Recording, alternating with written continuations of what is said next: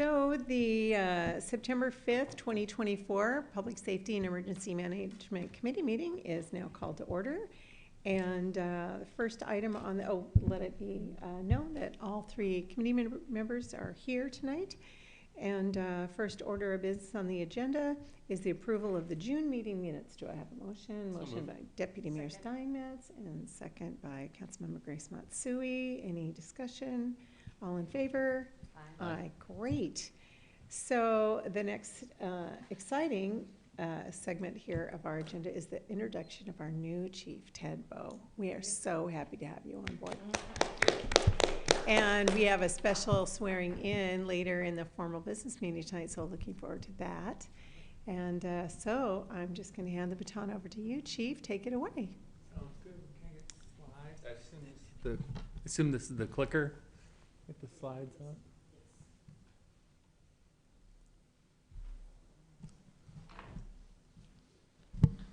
We're going to need a longer introduction.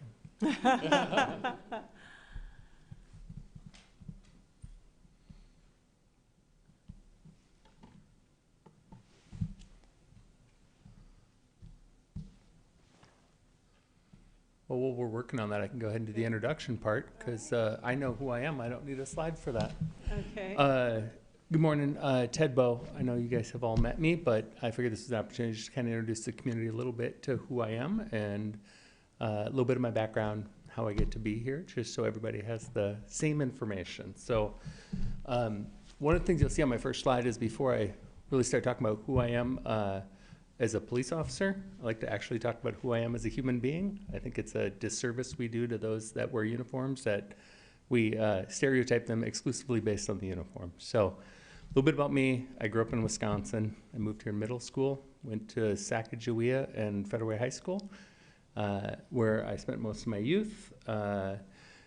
Dad's a CPA, resident of Des Moines, recently passed. My mom's a resident of Federal Way, so this is my community, and kind of where I grew up was in South King County. Personal family, I've been married for a while now. My wife and I have been together 27 years. She's an elementary school librarian. You'll meet her later today. And I have two daughters, a 12-year-old and a 14-year-old, so an 8th grader, and just started high school. So very exciting and nerve-wracking all at the same time to send your kid off to their first day of high school, but a very exciting moment. So I think it's important to set a little bit about who I am, and often we start that with what I do for a living, and I don't like to do that. So that's a little bit about who I am.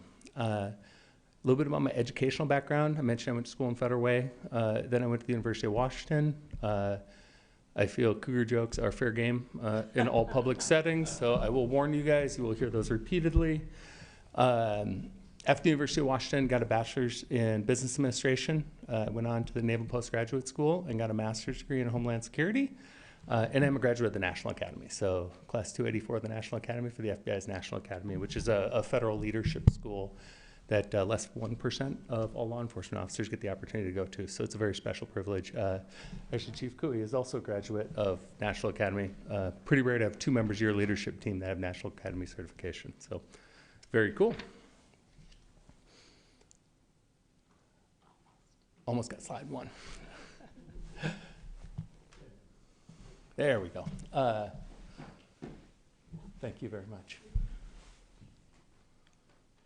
So, and there's a picture of my daughter a few years ago. That is the polar plunge for Special Olympics. And the reason I put that up there is because we actually won the costume of the year that year for Beauty and the Beast. I thought that was fairly appropriate. So, work history. I started my career up at North Precinct of King County. I worked in all sorts of rural and smaller communities on the east side of King County, Carnation, Duval, North Bend. I eventually ended up in Sammamish. I served as a field training officer, and then the natural progression there through to a master police officer. So I did some time as a traffic specialist. I had a hankering for identifying people under the influence, and that led into doing a program called the Drug Recognition Expert Program, so testifying as an expert in court on people impaired on drugs. State kind of liked the way I taught, so I ended up teaching for about 8 years for the state, teaching all the drug recognition expert schools for the state and for NHTSA. So kind of a cool opportunity to do something unique. Promoted to sergeant. That's the first time I came down to working southwest area of King County, Vashon, White Center, Skyway, and also the community of SeaTech under the contract model. Got promoted again, became an operations captain for the Precinct 4 of the King County Sheriff's Office. Did that for a couple of years, and then I took over the major investigation section. So all of the major detective units for the King County Sheriff's Office, major crime, special assault, accident reconstruction, warrant identification and fugitives, all of the sections that do the special investigations for King County, I took over that section. And then I got promoted to the chief of police for the city of Berrien, where I served for about 6 years. So a little bit about my career path and how I come to be here. Total of 24 years of service, just about 25. So a little bit about my philosophy of leadership and how I believe law enforcement. I think sometimes we make this way too hard. Our mission at the end of the day is to make the communities we serve a safe place to live, work, and play. That's what we're here for. And I think sometimes we put lots of fancy words in there and write a big, huge, fancy mission. I'm a pretty basic guy. Our job is to make sure that we're serving people in a way that makes us a safe community to live, work, and play. That's what our focus will be. That's how we'll focus on doing the work when people are working under my command. How we do that is where the nuance comes. First and foremost, we just have to fight crime. That is our job, is to fight crime. I don't believe fighting crime is entirely a law enforcement sport. I think it's a team sport. I think that we have to work together to fight crime. I think we have to be creative to fight crime. I don't think just people with badges and guns are the only people that are part of fighting crime. I think we really have to look at it a little bit broader than that. But at the end of the day, that's our core mission, is fighting crime, right? We also have to build trust within our community. And I think how officers engage with their community and who they bring to the table is a big part of that discussion. I think every call does count. I think every interaction counts. I kind of think back to the retail ideology that, you know, for every customer that gets an amazing experience, they tell one. For every customer that gets a bad experience, they tell 10. I think that's very true in law enforcement, and I think it's magnified by social media. I think it's magnified by modern media and the impressions of officers, that you can create a large amount of damage based on one mistake, even if you've done a lot of really good things. And I think we have to think about that, how we police our communities, how are we building that trust. And the third thing is we have to take care of our people. People who are serving in this profession, if they're not well cared for, if they are not given proper equipment, if they're not given proper training, we are putting them at a disservice. And if you have an officer that doesn't feel supported, they will not build trust and they will not fight crime.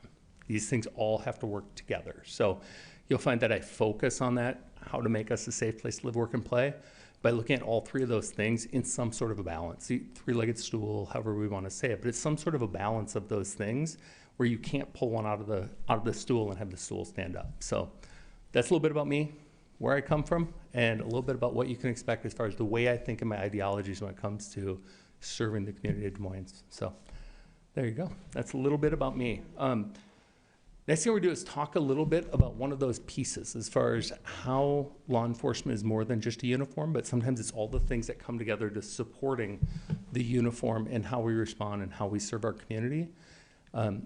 I sometimes tend to be a little bit of a geek when it comes to numbers and data, and crime analysts are such an amazing tool to increasing the efficiency of your law enforcement. And they help us not only solve individual crimes, but they also help us, and there's a series of slides that'll come up in a minute, to see if we're doing the right thing with our time. Are we allocating our resources correctly? Without them, we are less efficient, and it actually takes more cops to do the same job. And that's why I want to just kind of showcase a little bit about what does an analyst do besides just produce pretty reports, but how can we actually leverage them to make us more efficient with limited resources. So give you a moment to introduce yourself and your work, if you don't mind. My name's Patty. I started here in January of this year as the crime analyst, boots on the ground, getting things done.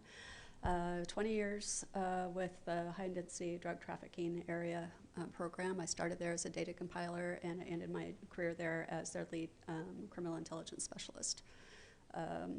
Our jobs in those cases was anything that had a drug nexus, whether it be burglary, homicide, or otherwise, and it usually was very high profile. You wouldn't see us on the news, but you would see our products on their news. At the time when we started, there was no academia for that type of work. I literally spent 2 weeks a month for almost 2 years going to training all over the country. I could not get the training in college. Since then, I've I'm going to give myself a little shout out there. I thought, well, I'm going to go ahead and get a degree in this because I've been teaching it for a long time. And when I went to take the class, it was my work that was in the book. So I thought, well, maybe this isn't what I'm going to do. I'm going to back out, and but from there, when I left HIDA, I became the Missing Indigenous Persons tribal liaison with the Washington State Patrol for 4 years, specializing in missing people. And then when I've come here, that's one of my main jobs here is working with missing people, as well as providing information and, I would say, law enforcement tips to our officers for safety, officer safety and community safety. One of the biggest things we did with missing persons is we included the community. You cannot find people without the community. You can't make people safe without the community, because the community has their vested interest at heart, right?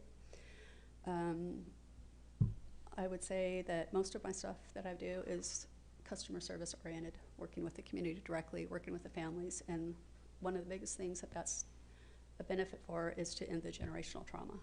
From when a person goes missing, or if a crime happens to a family, that event doesn't end once we've solved a case or resolve the missing person. That carries on from generation to generation. And being able to give that good family, good community service to our community members is part of that recovery and part of that healing.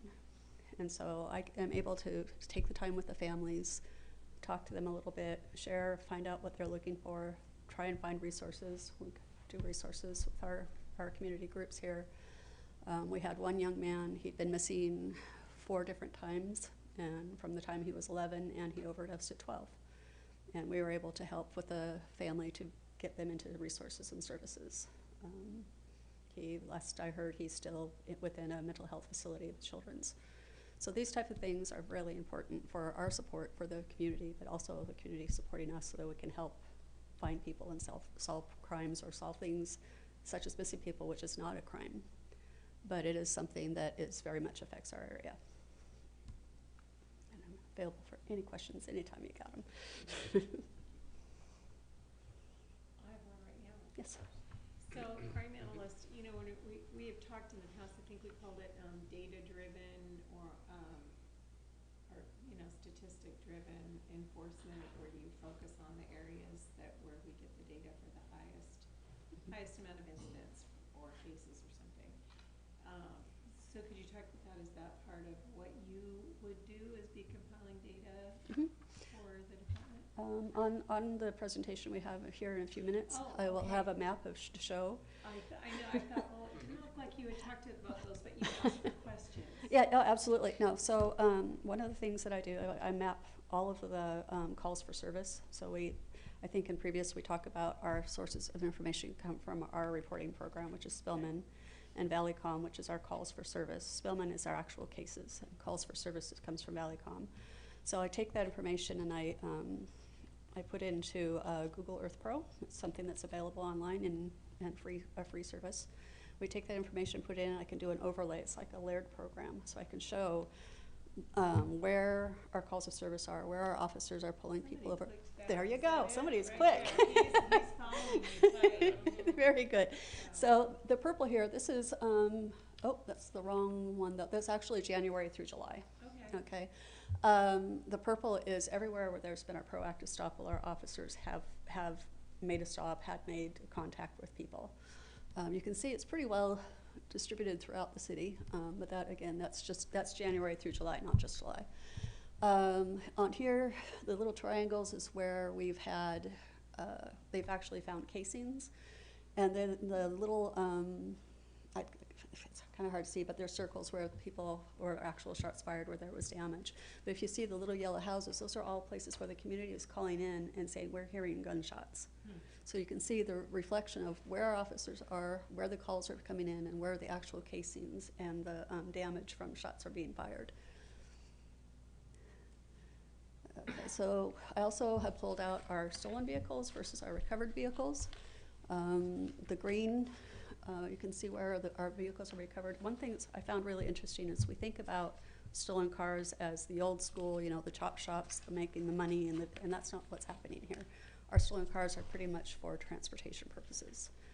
The vehicles are being stolen from here, recovered in other cities, cars that are being stolen from other cities are being found here. And they're usually found within a few days, of not more than a week, and not a lot of damage other than somebody's been out having a good time with somebody's car. But you can see the pattern of where the cars are being missing versus where the cars are being recovered in comparison to where our proactive stops have been. So we can use these and identify what neighborhoods maybe need more attention and maybe other neighborhoods that may not need as much attention, and to pull our resources more appropriately to where that information needs to be. For me, I'm a very visual person, and so you can read data all day long, but if you see a map like that, it's much easier to see, right? And I think those were the only 4 that we had on there. But it's not just the mapping and the data, it's also having the communications with other agencies and other networking, so we can communicate when somebody says, well, this guy, we had this conversation, this happened with this person. It's like, oh my gosh, we had the same situation with that person. We can bring different jurisdictions together and kind of build on that. One of the things we're also looking at right now is our graffiti. You know, taggers they have a favorite artwork that they like to put out, right? And if we can start gathering that information and we finally find the person who's doing that, it's not a single charge of vandalism, it's multiple for every time that they put their tag out. But not only that, that tagged information is like a library. When a person puts a tag out, it can be information about a gang in the area, it can be information if they're planning to hurt somebody or kill somebody in the area.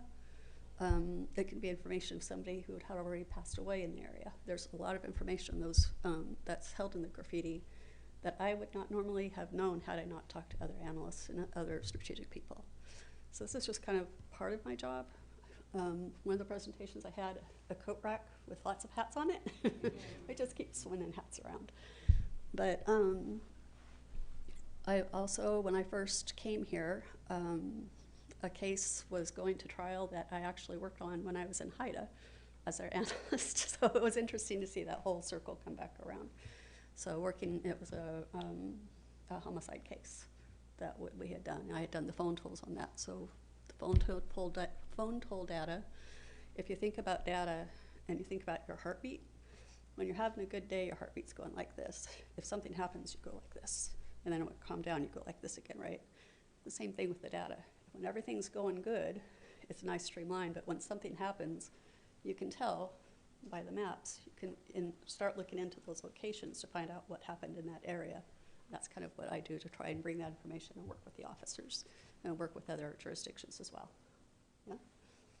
In fact, make one follow-up point. One of the things that a lot of times we see data like this, and data like this really doesn't tell us much.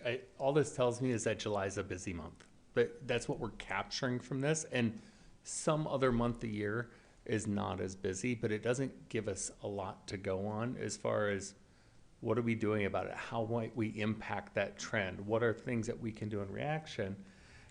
And then you start looking at this and you say, okay, at the end of the day, a proactive stop is what are we doing with our unallocated time, right? At the end of the day, an officer has roughly 20,000 calls per service every year. The vast majority of our time is dictated by 911. But then we have this little pot of time that's unallocated. And we look at, okay, what are you doing with that little pot of time? And are you impacting the crimes that are most important to our community, right? And that's when we start layering. And this is when a crime scientist can help us start layering and saying, okay, auto theft is a huge trend. It's causing a ton of issues in our community. Are we, at the locations where the auto thefts are occurring, are we actually deterring those auto thefts by using our time to be physically present at the right place at the right time? That's where somebody can help us with that just that raw data doesn't tell us. And in law enforcement, if you do random patrolling, you get random results. Sometimes you hit a home run, sometimes you drive in circles and don't do anything. If you're in a location where you might not have a lot going on, but we know we're in a location where we're having a high impact, we might be actually deterring a large amount of crimes, even if we aren't arresting somebody for a crime by our mere presence, because we're using our time more productively. So those are the kind of things that we look at. And this is a great example of how you can get sent all over the place too without an analyst. When somebody fires a gun, the sound echoes in amazing ways. All the yellow on here are the people who are actually calling us. And the little red dots are where we actually found the shell casings, and you'll see that they're miles apart. Echoes and sound goes all over the place. So sometimes having that good data and having somebody look at this and go, okay, you chased your tail all around this 1 mile area, but the actual incident was occurring at this location, also helps us to say, does that overlay with how and where we're spending our time if we're responding on violence? So it's those kind of things that we can take raw data and tease out meaningful investigative tools to impact crime in our community, is where the analyst adds so much value to the discussion. Is data says one thing, but we can't interpret it. A scientist interprets data and tells us what it means. So I will say that's the thing that for me is really important. Is this is a hotspot mapping is really what this is. It's a different program, but hotspot mapping is just saying, okay, where's those clusters of activity and where's the clusters of our time and are they overlaying? And when I got here, it was the first thing. I walked in Patty's office. I'm like, okay, I gotta look at this. I gotta see how this works, because I kind of like starting to look and unpack that box of what does the data mean. So that's really the point of the presentation, is just to demonstrate how we can break apart data and get the most bang for our buck, so to speak, as far as the efficiency of our work. So, yes. Oh, it's okay. Do you ever use data off of Facebook or ask or the various neighborhood stuff? Because I mean, I see it, everybody's talking about something that happened, and yet when you ask them if they reported it, half the time they haven't. What's the best way to get that data to you? The person, actually, our most recent located person missing was off of Facebook, contacting with the community on Facebook directly.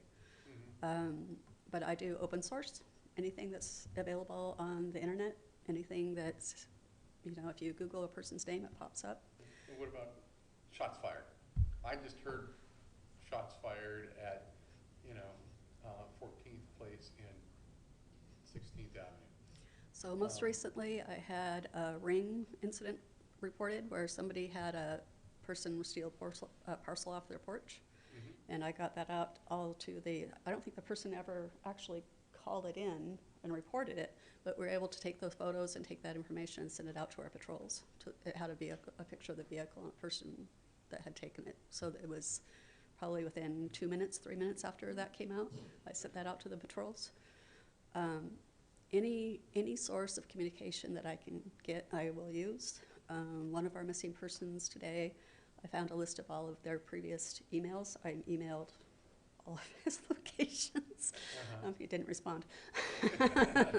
But it was an attempt to reach out to see if I could find that person. But any open source of communication, opportunity to call. I've had people call me directly, and I'll have a conversation with them as well. So is it the community doesn't have to worry about calling 911? They can just post it on Facebook, and you're going to get it? I was just going to say the opposite. It's That's super. what I'm driving at. Yeah, whenever somebody reports something on social media, I want to say reports on social media, and I'm going to air quote, most social media's accuracy is not very good. A lot of people will report things that either aren't real, happened 10 years ago, happened in a completely different community, and that's not the story that they tell on social media. So what we like to do when we see something on social media is say, have you called 911? Have you called non-emergency? Often you also find that what actually occurred when an investigator gets there is much different than what they type in their basement on the computer when they're trying to get an emotional reaction. That's what drives social media is emotion. Emotion often is not factual or is embellished to maximize the impact. So social media is a great investigative tool. We get amazing things like people who are convicted felons standing there showing off guns and doing all sorts of really dumb things, or violating their protection orders with their loved one. They do great things that are investigative tools. As far as a crime reporting, social media is less valuable. We want them to report through the communication center, make sure that we have the opportunity to take an actual report and to vet the validity of the information. So thanks, it's a great question. I think that's what you're driving at. It's a very valid point. I've had clients who posted that little violation on social media, so it's good investigation. Yeah. It's not a report. It's Yep. not a report, and it's not data that you can easily then put into this stuff. And that's what we need. Correct. Okay. The This is all verified information from Valley Common through our reporting system. Any other data questions before we kind of move on to a little bit of our community service work? All right. Next, I'm going to turn to Tanya to talk a little bit about what we've been doing in our community, and then a little bit about our fall programming and what we have coming up for you this fall as far as our engagement and our presence in the community. Do I need to introduce myself? I think you guys all know me by now. Okay, hey everybody, I'm Tanya Seabury. I've been with the Des Moines Police Department 29 years, doing pretty much everything, so here we are. So I do want to address your social media question just because I get that a lot. We don't monitor social media for calls for service, so that's why we don't want you to post on there what you're saying. If you're saying it and you need to post it, please do it with a phone call to 911. That's number one, because no one sees it until, the next day or hours later. So it doesn't really do us a lot of good. And a lot of times the people that are reporting because they heard it from someone else. So got to have a victim. But we have done quite a bit in our community this summer. We stayed pretty busy. June, school got out. We still do all of our school programs, but it was at the tail end of it. We are doing internet safety still for 5th graders, at all of our elementary schools by request. So June was Parkside. May I did Des Moines Elementary. We are working a lot with some of our World Relief and the international relief communities, where we are bringing people into the community that have never interacted with law enforcement. So we are spending a lot of time reaching out to them and providing education, meeting with the families, trying to transition from some areas that's hostile working with law enforcement. We want to make sure people feel comfortable working with us and know how to report things and what things can be held against them and what can't. So I've been doing a lot of outreach for the last couple of months with the 2 different organizations that are closest to our city. We're back to doing safety meetings and block watch. Currently, we have about 37 block watches in total in the city.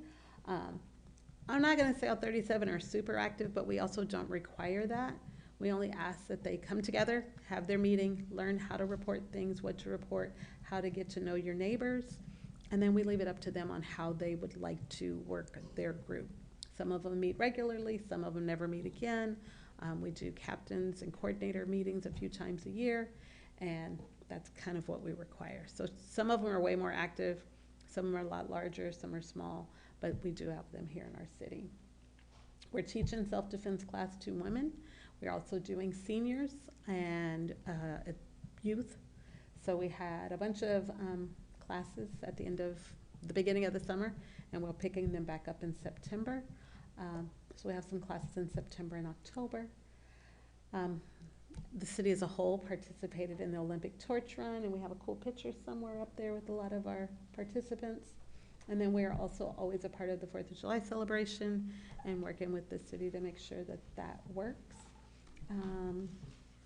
We did our first ever youth summit this summer, which was pretty cool. We partnered with Why Not You Academy, which is our charter school. And then a lot of businesses in our city stepped up and came in. We had speakers and all sorts of really cool things. It was an all-day event. Learned a lot of lessons. Kids currently do not wake up before 10 o'clock, so you're going to be there alone before 10. We did our first only neighborhood block party as a way to kind of kick off National Night Out. Something about National Night Out in our city. It's very well attended. We average about 32 parties every single year. It's a little hard to make it to all those parties. And so we're kind of seeing if maybe the block party may be the way that we kind of intermingle with the rest of the community. I think it worked well this year, so we will probably try it again. We did host a booth down at the Des Moines Farmers Market, just as information, there to hand out information. We were giving away steering wheel locks, which we will be doing for the next few months. So yeah, and then we participate in the Waterland Parade. Let's see, we did some active shooter presentations for Holy Trinity School. We do it every year. We refresh them every single year. They have a very detailed emergency plan, an active shooter. They have a school and they have the congregation, so we are working together to make that as beautiful as it can be. A few months back, we did a outreach to all of our houses of worship. And from this, we were able to partner on a lot of different things. So the Russian Baptist Church reached out pretty much right after and asked if we would come out to their youth camp. And we thought it was like 20 kids. It was 72. Luckily, I called, the fire department didn't, but we all went out, and I took a whole patrol team, and they were able to talk with the kids, let them pull around in their cars, and it turned out pretty well. And so that's kind of our summer in a nutshell. I'm sure there's 900 other things I did, but I can't remember them all. Those are the big ones. So coming up for the fall, we kind of stop working about November as far as doing a lot of big programs because the holidays come in, but we do have some things. They're just not on the list because they're not that big. We will start back with Coffee with a Cup. We have one at North Hill. We'll be partnering with Normandy Park Police Department since they're right across the street, and they'll be there with us. And then we'll be at Highline College again. We do there once a year at the beginning of the school year to let kids know that we're here to help and partnering with their security team. And we also do some recruiting while we're there. We'll be doing our self-defense and situational awareness class. So those are all on the calendar and on the books. We currently already have, probably that situational awareness class is gonna fill up probably by Tuesday. Let's see, we'll be doing our Advanced Community Academy. Every year we do our basic academy, and once you complete that, a lot of people want more. So we started an Advanced Academy about 2 years ago. And that is more detail, more diving into certain topics for our community. And we keep the class very small. It's a 2-hour class for 4 weeks. And they get to study whatever topics we have on the list. And they get hands-on, they get demonstrations, and they get to have a good time. This year we're going to try to do something with Faith in Blue, which is a national event. The letters went out to our houses of worship yesterday looking for ideas on a community program that we can partner with them to do something to impact our community. And then we'll do our Block Watch Coordinators meeting in November. That's it. I don't have a lot going on. That's just a little. School's just starting up, so I'm sure there'll be some more. Any questions? Yeah. Yes. What's Faith in Blue? I haven't heard of that. Oh, before, Faith in so Blue. It is a program designed to bring our community together using our houses of worship. They have large congregations, they have relationships with their people, and the idea is to create an environment where we're all working together. Whether it be we need to get information out from a crime status, or if we need to introduce our new chief, whatever the case is, we have a way to do that. And so it's just kind of bridging the gap and putting ourselves more out into the community. So if somebody wants to know about some of those coming up 8 things, where's that good place to go, like online? It's all in the City Currents, Okay. which is where we do 90% of everything. If you're in a current Block Watch, you get a letter from me with all of that. And then we start promoting it on our social media pages. So Coffee with Cop is already on there. Situational awareness is on there. I try to give it about a 3-week window because if I put it too far out, people forget. So we're just trying to figure out best ways to reach our community. If they have a better idea, I will take it. It's a hard one, so just trying to figure out how to reach our community best. You're very welcome. Thank you. Any other questions? Okay. Great. Lots of work here. When is your North Hill Espresso Coffee with a Cop event? It is September, I have to think of the month real quick. September 28th, it's a Saturday. It's Saturday? Okay. It's the last Saturday of the month, and then we'll turn around the next week and be at Highline on a Wednesday, because that's National Coffee with Cop Day. Okay, great. Thank you very much. Oh, that's. So we will have a Saturday before the end of the year, because a lot of people request that. Any other questions for Tanya? And I just want to really shout out the amazing body of work. So much of what she put up there was actually activities during the summer for young people. And, you know, we talk about this idea of public safety being a team sport.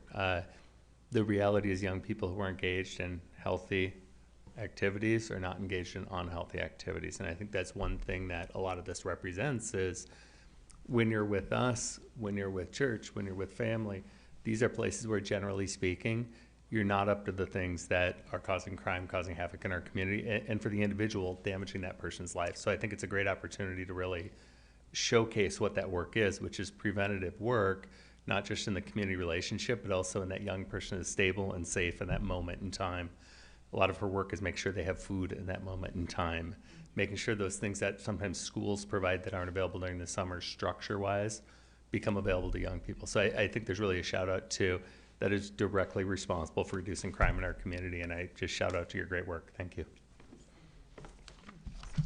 We have one last agenda item. I just, real quick touch, Director Kirchberg couldn't be here today. She is currently gallivanting around the globe on vacation. Did want to put a reminder out there that September is National Emergency Preparedness Month, specifically designed to remind people to prepare for disasters in their community impacting their families. So it's about being safe and prepared. And this year's theme for the month is start a conversation. So really, instead of letting stuff be next week, next month, start a conversation today about how are we going to get some food storage in our house? How are we going to prepare if the power is out? So just some of those really basic conversations that you start lead to action, and let this month be a time when we're talking about how are we going to start preparing for some of those things. What we know is that government can only do so much, and it takes time, and there's a window for which you have to be somewhat self-sufficient in the intermediate of a disaster. So really, it's a good time to start thinking about how am I going to make sure I have a couple days of food? How am I going to make sure that we have extra medicine? How are we going to make sure, because some of those systems might take a little while to get up and running. So just a good time to start that conversation. That's what we're encouraging, obviously, our community to do, and that's the purpose of the month being recognized as a point to start that leading into the winter. Great, thank you. Any questions? No? No.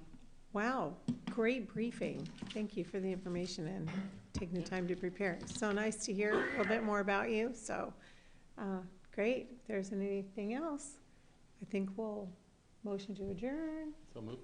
Second. All right, we're adjourned. Thank you. Thank you. Good to see you. Good to see